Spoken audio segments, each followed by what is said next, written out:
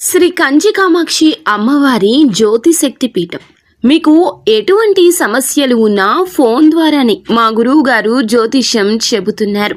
భార్యాభర్తల కలహాలు, ప్రేమించిన వారు దూరం కావడం, డబ్బు, వ్యాపార సమస్యలు, పెళ్లి కుదరకపోవడం, సంబంధాల సమస్యలు, గ్రహ దోషాలు, భూమి వాస్తు దోషాలు, విదేశీ ప్రయాణం కోసం, ఆరోగ్య సమస్యలు, కుటుంబ సమస్యలు, లక్ష్మీ శాంతి, గృహ శాంతి, వివాహం ఆలస్యం కావడం, స్త్రీ పురుష వశీకరణం, నాగదోష నరఘోష సమస్యలు, సినీ ఫీల్డ్ గురించి, విడాకులు, కోర్టు సమస్యలు, రియల్ ఎస్టేట్ సమస్యలు, రాజకీయం, ప్రమోషన్ గురించి, శత్రు వశీకరణ, చెడు ప్రయోగాలు. మీరు ఎక్కడెక్కడో జ్యోతిష్యం చెప్పించుకుని అది నెరవేరలేదని బాధపడుతున్నారా?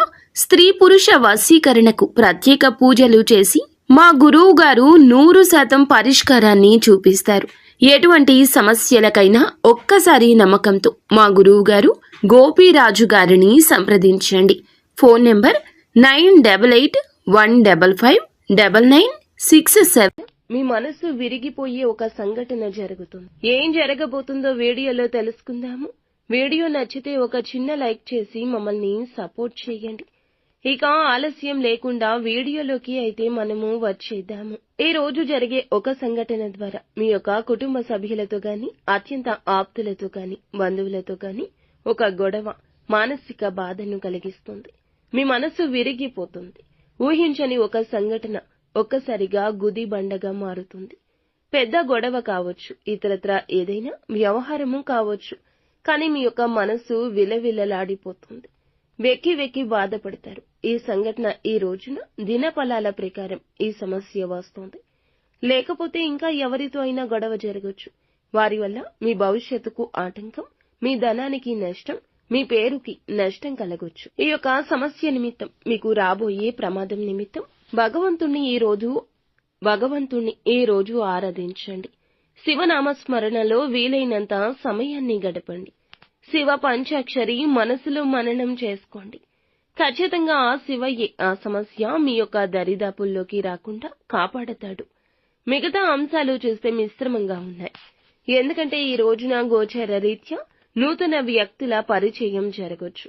వారి మాటలతో మీ మనసులో కాస్త ఆవేశం కూడా నిండొచ్చు. చాలా ముఖ్య పాత్ర పోషించబోతున్నారు. చాలా కాలంగా ఎదురు చూస్తున్న ఒక చక్కటి అవకాశం ముందుకొస్తుంది. ఈ అవకాశం కోసం చాలా రోజులుగా ఎదురు చూస్తున్నారు. అటువంటి అవకాశమే ఈ రోజు పొందుకోబోతున్నారు. నూతనంగా ఉద్యోగంలో జాయిన్ అయిన వ్యక్తులకు పై అధికారుల ప్రశంసలు దక్కొచ్చు.